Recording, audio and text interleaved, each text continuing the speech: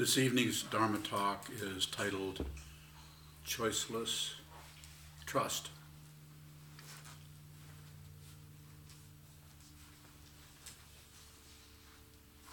So I often say, you hear me say, don't trust anything.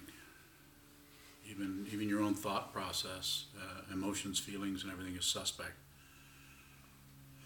On the other hand, if you're going to trust anything, probably be good to trust yourself.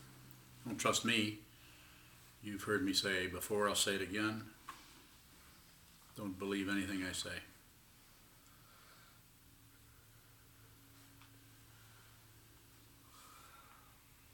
And then also don't disbelieve. Don't do anything with it. Listen. Receive if you're in this room or if you're tuning into wherever this goes. And listen to it. Consider it. Don't add to it your opinion, your idea, your judgment, your evaluation.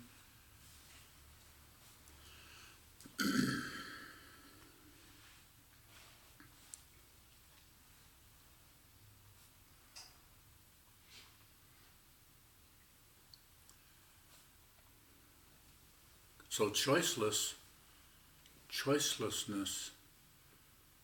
could be seen lots of different ways. And the way I'm using it here, and I can respond to questions around this if you have them.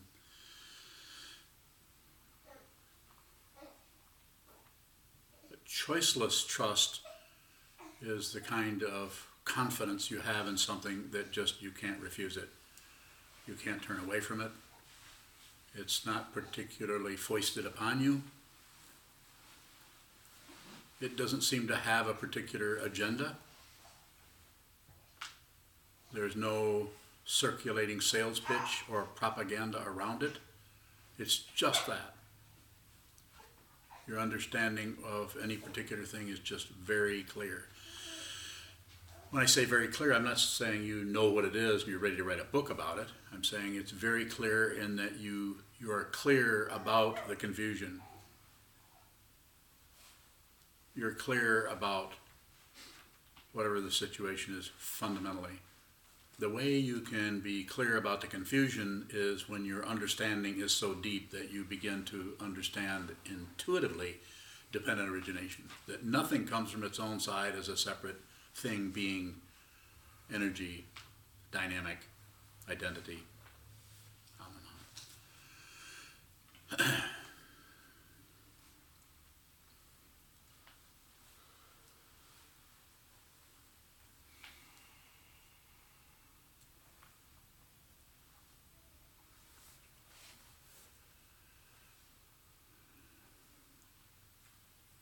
So the idea of choiceless trust would be that you had looked at something, maybe not for a long time, but you had looked at that situation very deeply and maybe over and over again, looking for some discrepancy, something that doesn't work, doesn't fit, that seems suspicious or deceptive,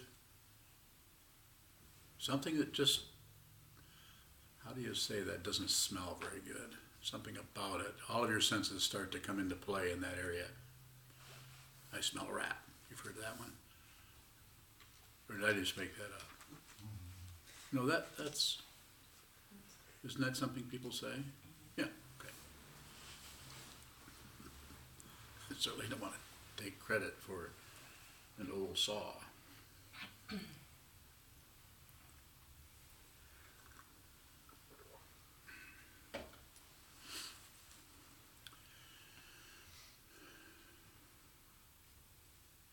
So don't accept, don't reject, don't look away.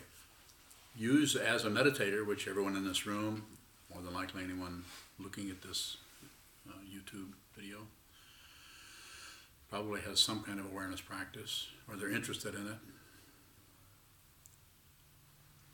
The image I often use is the sitting practice of meditation will, to use a simple metaphor, will eventually move the awareness out in front of the thinking process. The self-centered mind, the ego mind, the me and my territory, me and my ideas, my stuff, my opinions, that doesn't come out of awareness. That comes out of the thinking process that is based on the 8 worldly dharmas and hope and fear. Hope that things are going to get better, and fear that they're going to get worse. It is not about stopping any of that. It's about awareness, awareness, awareness, awareness.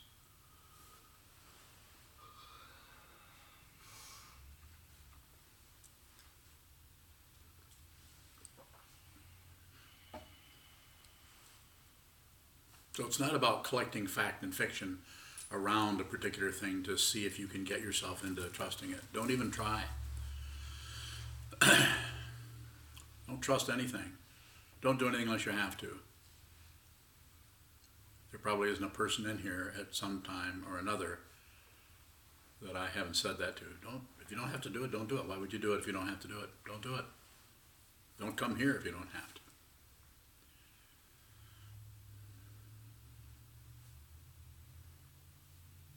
Not about a belief in something, thinking that something is true with no proof, no evidence.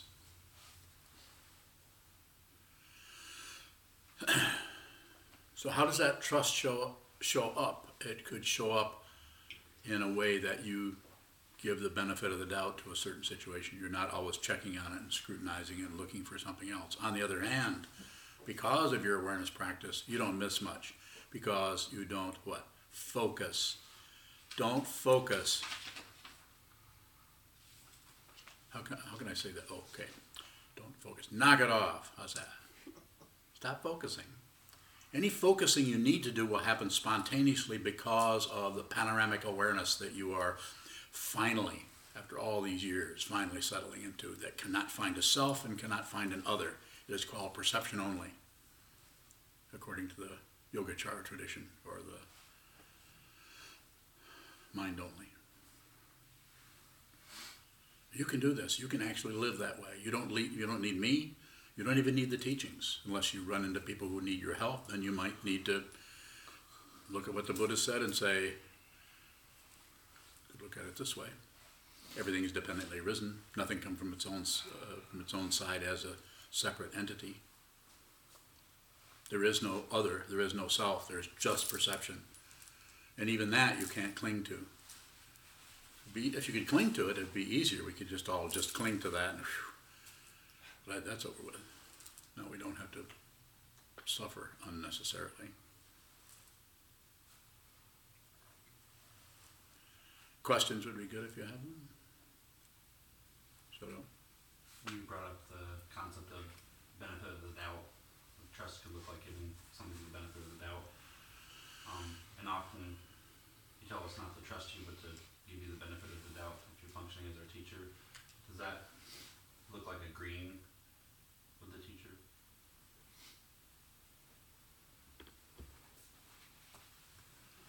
No.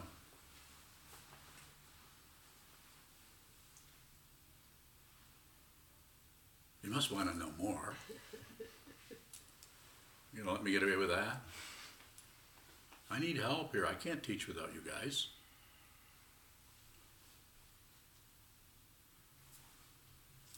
Don't everybody raise their hand at once. I'm not through with Shoto yet. Go ahead, Shoto.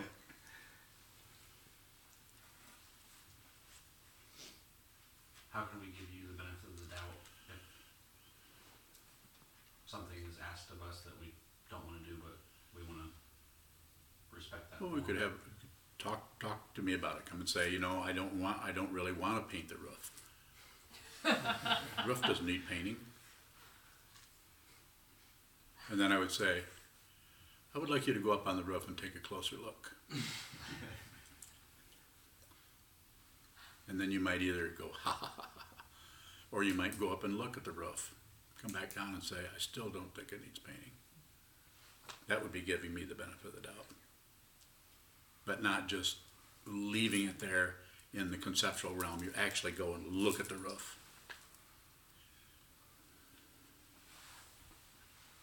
One more, and then we'll go to these other helpers. So in that situation where I think the roof doesn't need painted,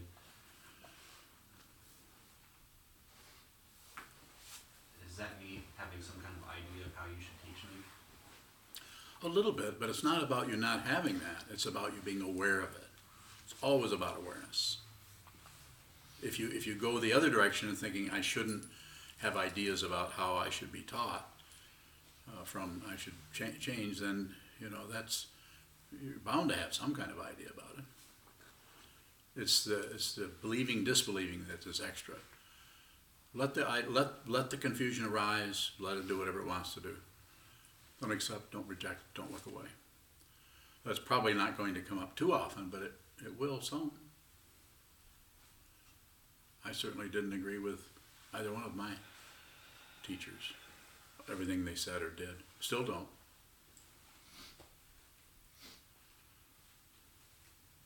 But I also don't necessarily disagree with them and start to, speak against what they did. I respect what they were doing because I don't know the causes and conditions that they were looking at that brought about them saying you should do walking meditation every 40 minutes, or you should have noble silence or functional speech, however you want to say it. I don't do that. But that's based on how it looks here. I don't know what they were looking at. So it's not a disagreeing with that, it's just that I don't want to do that. Simple enough. And I could go into reasons why, but it's not really necessary to explain everything. More? If we have something come up, like in that dynamic, we don't want to do it, should we do it anyway? It depends on the situation, on the particular chemistry that's coming up for you or for the situation. There's no standard. It says in the sutras, don't set up standards. Even though we have forms that we endeavor to observe, we have 16 precepts we endeavor to observe, but it's not about following orders. That's too much. A little bit. Observe the precepts, observe the forms. And since you have the teaching person who's living right here in the same place that you do, or at least is here every day, if you have some doubts about something, come and talk about it. This is not the military. I was in the military. I know what that was like. This is not, there's nothing at all like the military.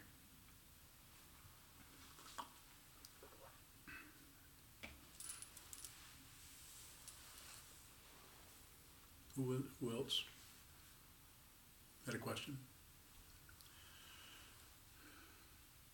Fraidy cats? I thought I saw 2 or 3 hands go up over here, but maybe it was... I did, but they're changing. They're changing? The hands? Yeah. Okay. You have something? Sean? You said earlier as a metaphor that the awareness will eventually come past the thinking process? Or It's just a metaphor for talking about it. It probably doesn't do anything, but it's like the awareness that is around what arises gets stronger. The awareness doesn't do anything. It's the phenomena that does stuff. It comes up, it goes down, it goes back, even the phenomena of having a realization of the fundamental nature of reality. Oh my God, everything is not separate. I think I'm awake. That won't last. But the space in which that occurs is unborn, unceasing. And don't take my word for it, but believe everything I say.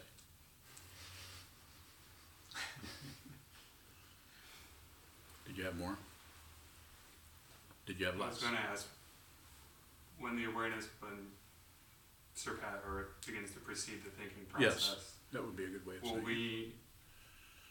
will we be aware of that? Will we know what's going on? You may somewhat. If it comes in flashes, you'll know. But if it just becomes that, then there isn't anyone left. There's not enough thinking that is prioritized to support the illusion of a self. And that doesn't mean that fear won't arise. It just can't find anybody to be afraid. Fear can arise and it can look around to say, the fear is here, there must be somebody feeling this. causes and conditions that arise are dependently arisen. Pratitya samutpada. It's not something I invented. It's been around for centuries. Dependent origination. More? Jason? When you say to give you the benefit of the doubt, it feels like there's still a little holding back. Like, I'm going to give this person the benefit of the doubt, but there's still something that it feels like we're holding on to. At some point, do you have to give that up, or does that begin to become transparent? So that's stages on the path. That's awareness. That's just part of what you're seeing. That you're part way up the mountain and you're still seeing rocks and trees. So you don't do anything with it. Don't try to get rid of it. Don't try to get better. Don't try to get more enlightened. Is it dangerous to trust your teacher? If it's something you're trying to do, then it's probably not a good idea. You're not going to help the teacher by trusting, like you speaking of like blind trust, as the saying goes. Sometimes when you talk about give the teacher the benefit of the doubt, I feel that I just feel like I trust you at this point. Yeah, but it's devotion, maybe even. Yeah, but it's pretty much choiceless. It isn't something you thought up, is it? I mean, did you spend half a century examining me? About, Yeah, probably felt like that. Looking at everything I did, every move I made, everything I said, trying to find some kind of something to distrust or something like that. I don't know what it was like for you, but I know it took a while. Years.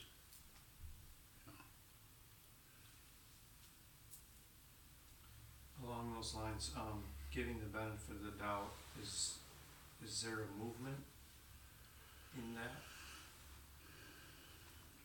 I'm not sure how your question is. If I'm giving somebody the benefit of the doubt, Oh, I see. is there a movement? Yeah.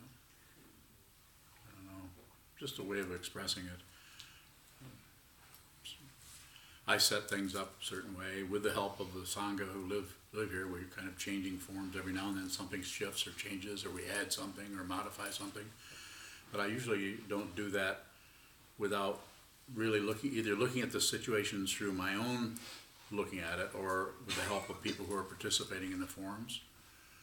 Just like we're doing this living council that's dealing with ethics.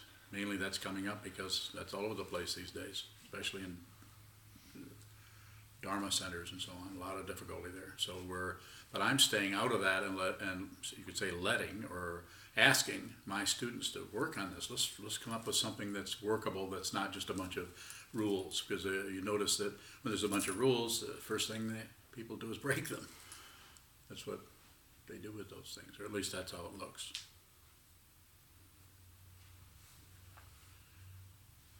So there's, as far as movement, I guess you could say there's something.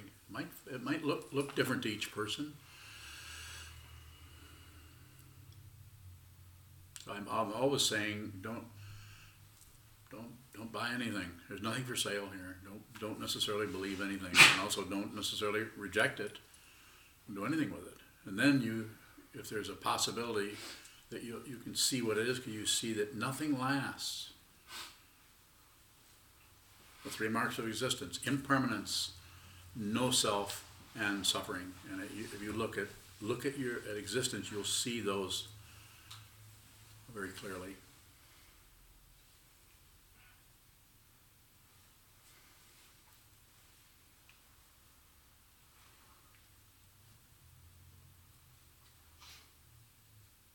Junshu. You said earlier, don't trust our thought patterns and emotions. And if we're going to trust anything, to trust ourselves. What does it look like to trust ourselves if it's not our thoughts and emotions? So there's no way to say, well, here's how you do it, Junshu. When the thought comes up, there's right at the edge of it, you'll notice a little tiny hole there that's where you can kind of trust it. And that other part of the thought is just bull. There's no way I can help you with that. But what I can do is say, look at the leading edge of any thought pattern get so become such an expert at seeing your own thought patterns and emotions coming and going that you can actually see the way they're shaped. If you're pushing them down, I don't want to think that. I shouldn't be thinking that. I shouldn't be feeling that. There I go again, and all those other things that we laminate on top of anything that is spontaneously arising. So it takes a while. Sit down, face the wall, watch what moves. Don't accept it, don't reject it, don't look away. And eventually, depending on the causes and conditions that arise as your particular karma, you will begin to see more clearly what that is. And when you do that, then it's not like you believe the thoughts as concrete because they're always moving, because everything is dependently arisen and things are moving everywhere. So you need to kind of the metaphor that I like to use. You just need to dance with things, and then when it comes time to do this or do that, you'll just function. You'll function out of your classical term is vipassana or panoramic awareness. But you can't create panoramic awareness. But what you can do is you can stop objecting to it or stop getting in the way of it. Self-centeredness, the hope and the fear will shut down on wisdom.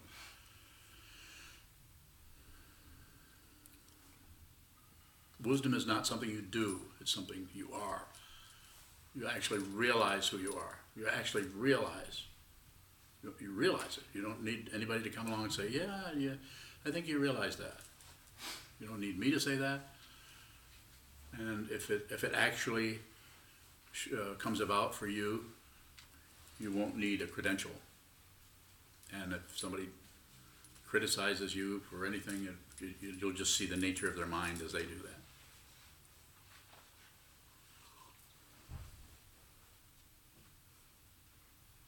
Is it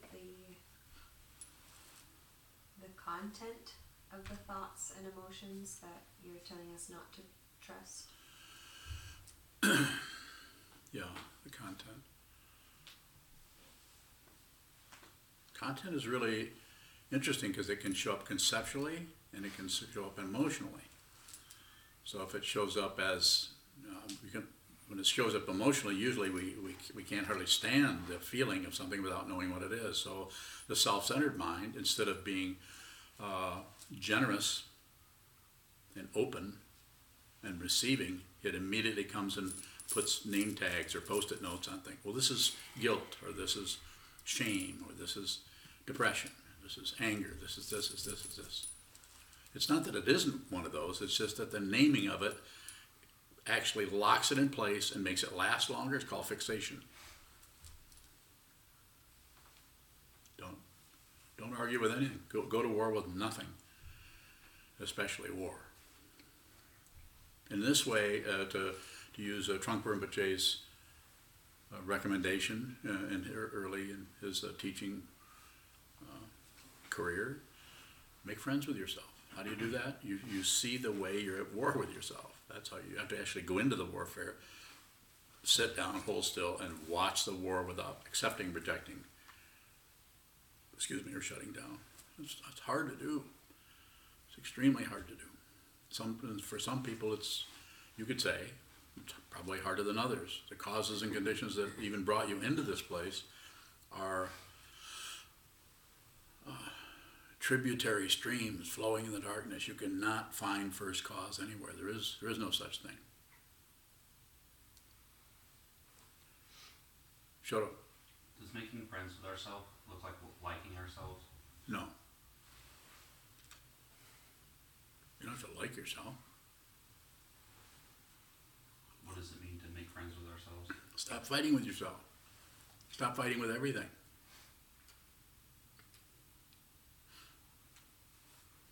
You don't have to like the next door neighbor to stop fighting with them.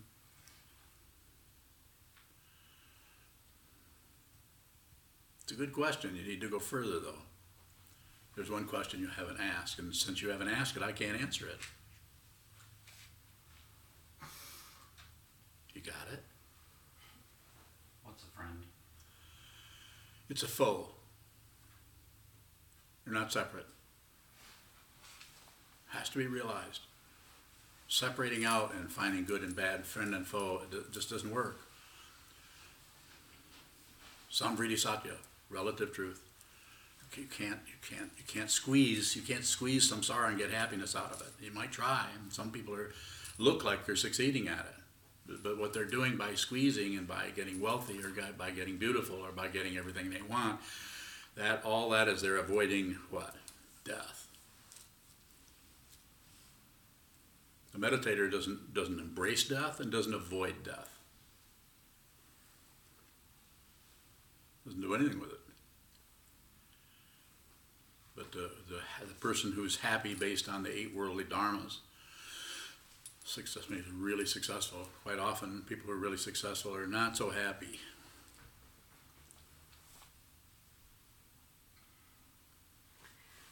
William from Houston, in Bakersville, West California. Oh, I'm not sure who this is now. It'll be really cool if they're from Bakersville, William in California. Muskegon and Amber in Muskegon. So okay. Oh, it's another William. I, Oh, well, I better concentrate. on maybe this. he's on the move. You might be with Jim. Yeah, that may be. Are they in Wisconsin? How about I just read the question? Okay.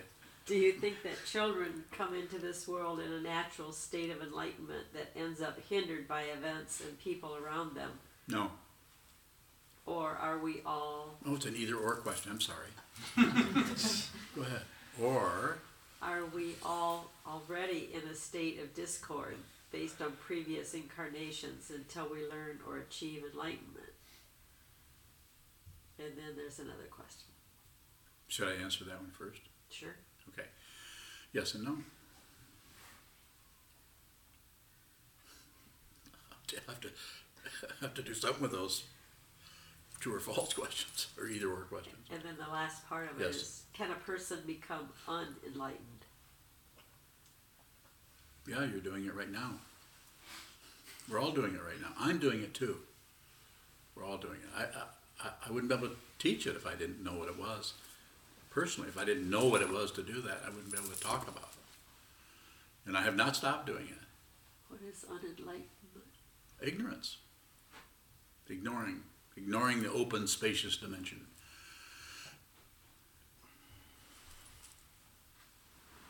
So the fundamental issue that, as far as enlightenment, is thinking that it's something else. And there are people who actually think they're enlightened and teach out of what they think they are. And if they're really intelligent, they can fool you because they're very convincing, because they're so convinced. And they know better than to try to look too puffed up, so they're artificially humilified. Whereas I've never been accused of humility.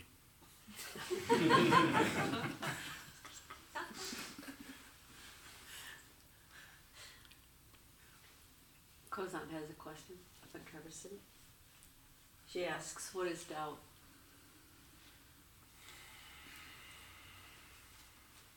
So the word doubt, it happens and functions in lots of different ways. And to generalize about it, I would say that it's believing in open space as something being absent. Open space is when it's opposed to fullness, openness and fullness, we get tied up in that circularity and we tend to believe and disbelieve. So there's nothing wrong with doubt as long as you don't doubt it. You have to learn how to pronounce it correctly, though. It's pronounced doubt, isn't it? Doesn't it have a T at the end? Oh. I stand corrected.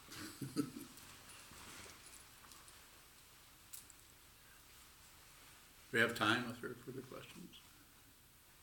Choo-choo. What is humility? I don't know. How does it look to you?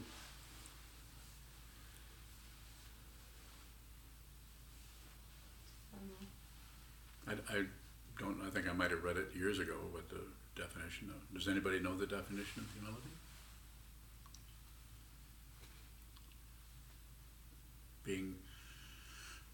not advancing one's some kind of self-centeredness, and also not going the other way and having some kind of, as they sometimes say, false modesty or false humility, but just functioning.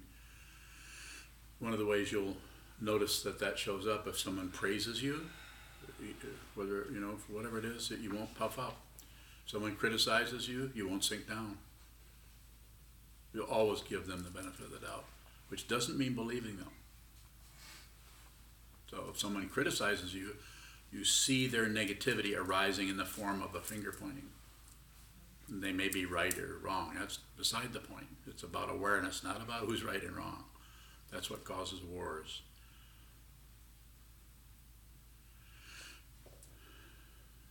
So if someone criticizes you or if someone compliments you, even the compliment, though it may be something that is relatively true, still it's about them. It's not really about you. Like you heard me, the ego does the same thing. If you say to somebody, you didn't vacuum this carpeting very well, there's still some pieces of popcorn shells on it. That's a description. It has nothing to do with you particularly. You could actually look at it and say, go back and get the vacuum cleaner and vacuum it. Or you could vacuum the whole thing and somebody comes in and goes, that's amazing. That's the cleanest carpeting I've ever seen. There's not a single popcorn shell on it. You need to be in charge of that vacuum cleaner all the time. I couldn't pull it off. But it's silly, but it does work a little bit like that. We're all doing a little better and a little worse in different ways, but any kind of commentary on it could be seen as a description. And not that there wouldn't be a little bit of that, being kind to someone because they'd done something well. But it's not so much about what you're saying, it's the response that you're having when someone brings that kind of energy, positive, negative, or neutral, your way, to do anything with it. It's just a description. More?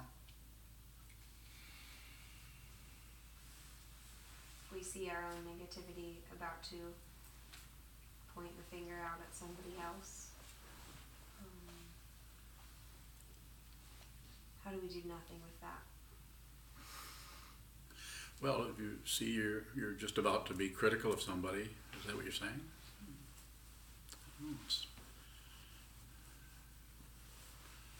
You could wait a few minutes, see if it'll come out more as information rather than as thinking that as a person is a bad, evil person who should have taken the garbage out.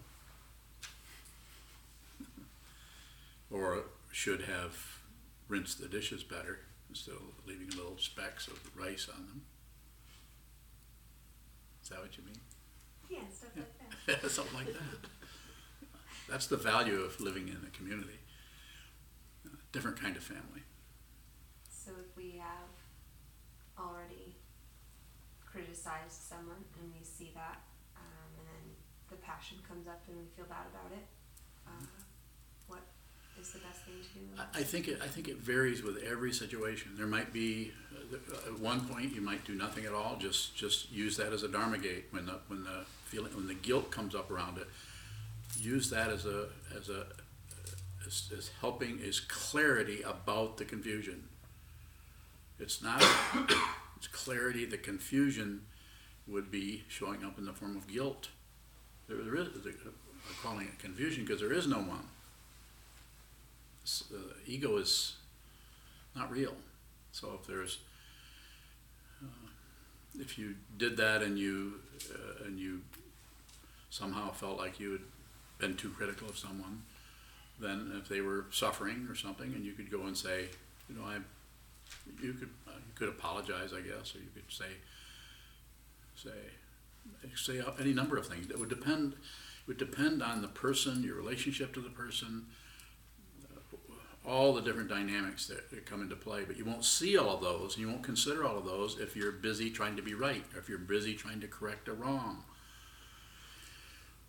Just a misunderstanding. It's necessary, it seems, to bring as much awareness to any situation as possible. If you do that, you probably are going to do a lot less than you do now. And not only criticizing someone, but even going in and trying to scrub down the carpet that you've made a mess on. You follow me, or is that still further question around that? You said something about use the guilt that comes up, use that as a doorway gate to see the clarity, or to be clear about the confusion. Where is the clarity in that? If you're feeling guilt, and it's, it's shaped like a can of worms or whatever, then don't try to push it away. I shouldn't feel guilty. Don't fluff it up. Well, of course I'm going to feel guilty. Look what I just did. And don't turn away from it or distract yourself into Netflix or anything. But just stay with, just look at it. Just receive whatever energy, whatever negativity is showing up that you're interpreting as guilt or shame or any of those things. Insofar as you can, don't label it. But if you do label it, then don't label the labeling. Don't add on to the negativity that's originally there. Does it make some sense to you at some level? Okay. Further questions? Yes. How does not adding on prepare us for death? Or impermanence? Yeah, or what? Impermanence.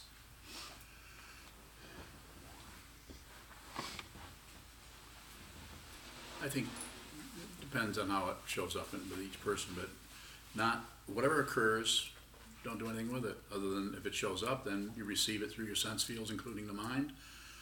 Don't interpret, don't elaborate. The kind of clarity that you need around any given situation that comes up is already in the situation.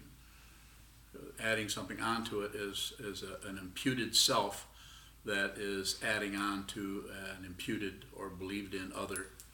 Parikalpita is the three natures of Paratantra, Paranishmana, Parikalpita. You've studied those. You haven't? Have we studied that? Lankavatara Sutra, Sambhina Mochana Sutra?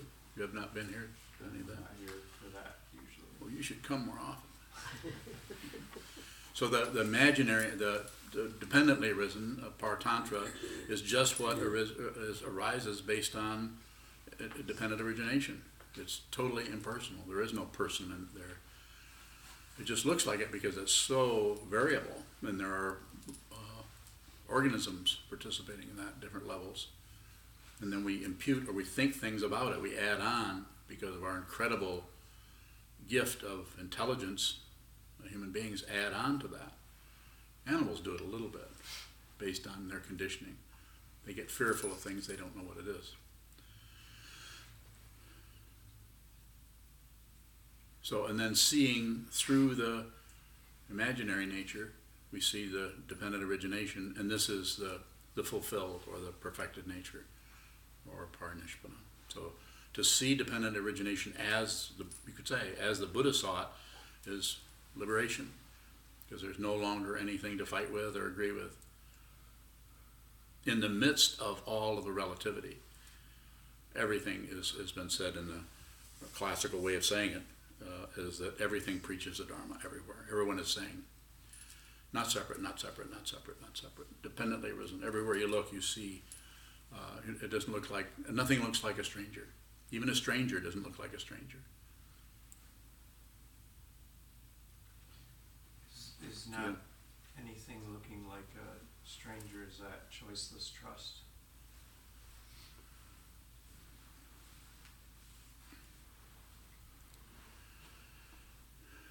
There's a resonance there for that.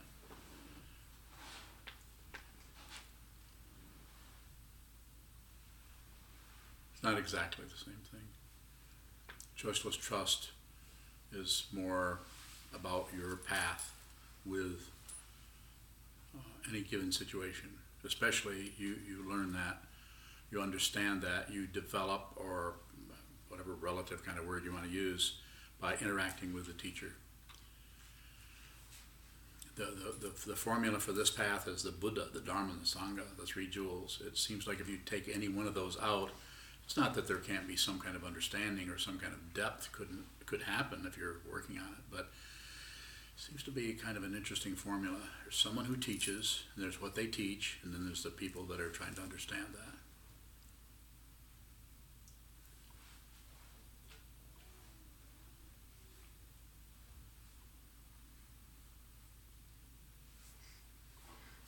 Kozan has a follow-up question.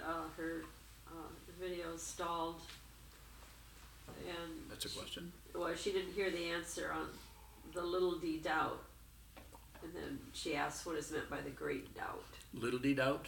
Little d doubt. Little d. Dozy dotes. Dozy dotes. Is that one? Little d doubt. Little d doubt. Biggity doubt. Biggity doubt. She wants to know about the big doubt. The great doubt. The great doubt, yes. I don't teach that. I just teach diddly doubt. No, I don't teach that, do I? I don't teach that. Anybody here been taught that by me? The diddly doubt. So the great doubt is a way of, at ancient times, I think it was Rinzai Zen. It could be Soto also, but it's like some of the teachings there, and I don't remember the teachers, is like you need to sit as if you have this great doubt, like you've swallowed a ball of iron, and you're just going to sit and just have this doubt so that you can, it's kind of an artificial way of creating a lot of tension with the idea that you're going to have a breakthrough. I'm not interested in you having a breakthrough. I just teach differently.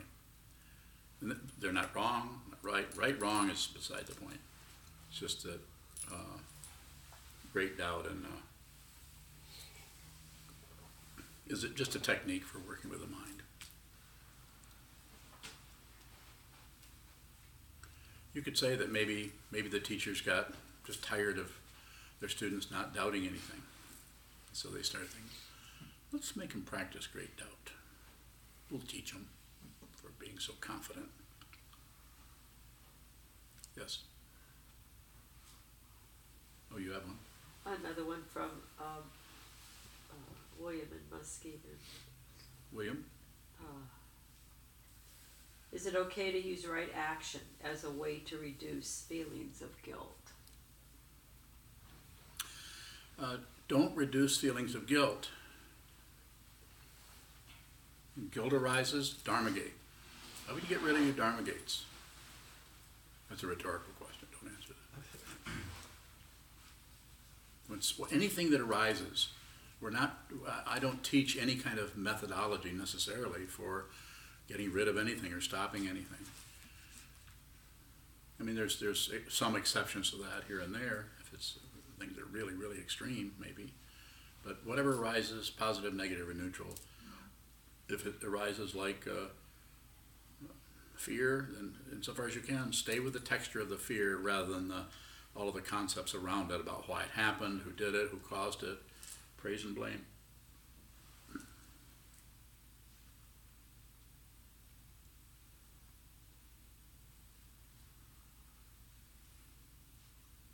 Shoto. You said you're not interested in us having a breakthrough. Yeah. What's the difference between a breakthrough and a realization? A breakthrough is an experience, and a realization is not an experience. I mean, it's experiential. There's going to be some kind of contrast, but it does not last. It's not something you can't hang on to realization. If you're hanging on to it, then it wasn't realization.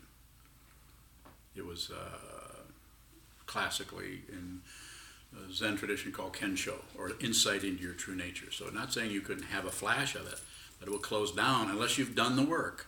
It'll close back down again. This is why people sometimes when they have this kind of insight, they either have the intuition, or they have a teacher, or they have something helps them see that they need to go and clarify that. That you don't just cling on to that and then try to teach out of an experience. Yes? What is clarification after realization? holding still and watching it and seeing that nothing lasts.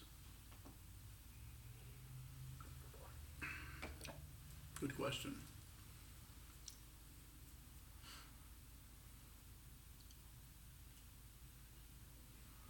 There isn't any separate dynamic happening. It just looks like it. It's called illusion. And if you see this, it becomes quite humorous because you realize that people are tied up in their knots, their thought patterns, and their ideas and their opinions and everything, and you can't do it for them. All you can do is encourage them to look at their mind, to look and train themselves. Sit down, hold still, watch the way in which you are confused. And if you do that over and over and over again, repetition, then eventually, there's no guarantee, but eventually, if you're endeavoring to see the truth, then that goes a long way. Just the intention to be clear, not give up. It's very, very tempting if you do this for years and it starts to not work and it's not living up to your expectations about realization, to switch teachers. Not a good idea. Even if I would say this to someone who's a student of Thich Nhat Hanh or some other teacher that I don't have any connection with at all. I wouldn't try to get them away from them to come. If they were having trouble, I would say, go back to your teacher. If they even came this direction, which they wouldn't and haven't. So it's experiential. There's something to it, but it's not an actual experience because they come and go. So the deepening part is you understand what just happened or what you looked at, which is experiential, and then you sit down and just continue to look at that.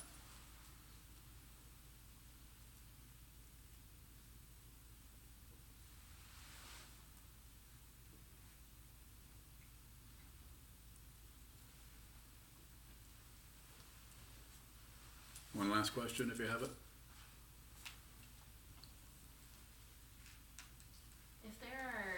If we notice that we have like different intensities of trust between different things, is that closing us off from seeing something as it is? No, the way in which you describe that, I would say that that's just awareness. You're just noticing that there's a difference. You're looking at the contrast. You're not necessarily buying one or selling the other. That I can see by your question. I'd have to talk to you more about it, possibly. But the way you're saying it there, I say, no, you're just noticing there's a contrast between this and that.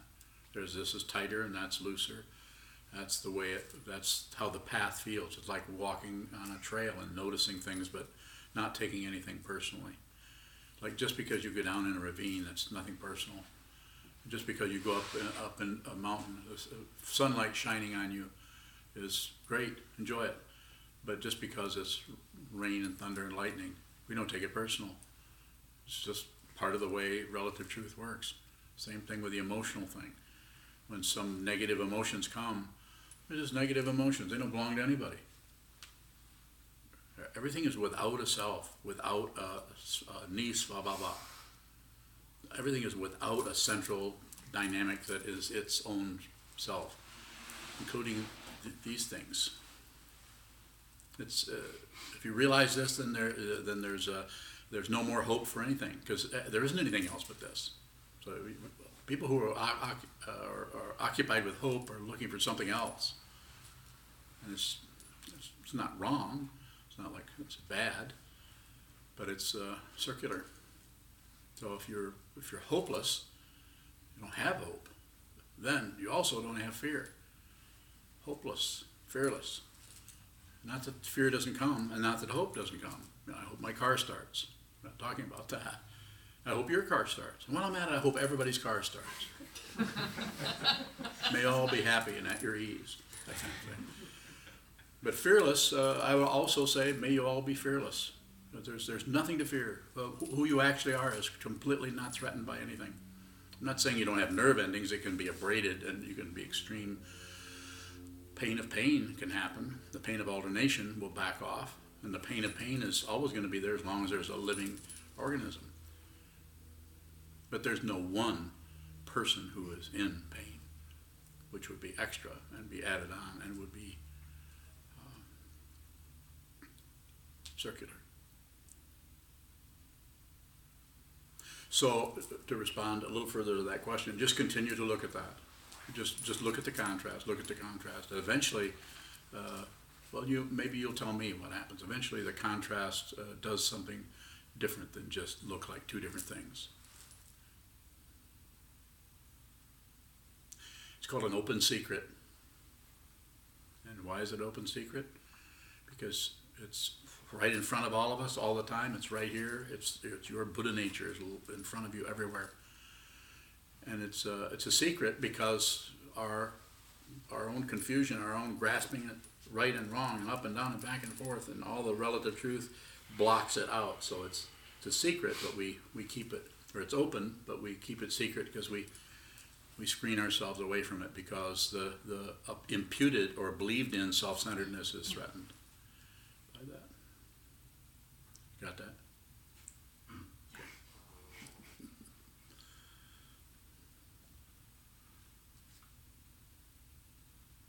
Thank you so much.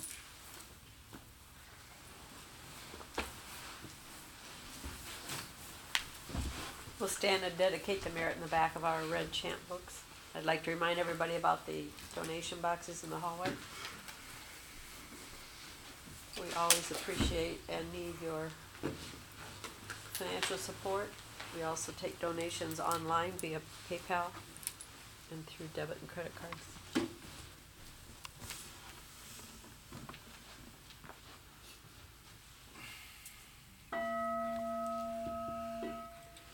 May the merit of this penetrate into all places, so that we and every sentient being together can realize the Buddha's way. Jio san shi shi fu shi song gu sa mo go sa mo go ja o ro mi. The 10 directions, the 3 worlds, all Buddhas, all venerable ones, Bodhisattvas, Mahasattvas, the great Prajna, Paramita.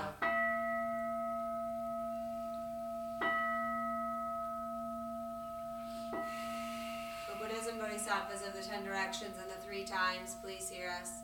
Please come down out of the light and protect Sokukoji Buddhist Temple Monastery, our Sangha, families, friends, and visitors. Heal everyone who is unhappy, sick, or suffering, and fill them with light.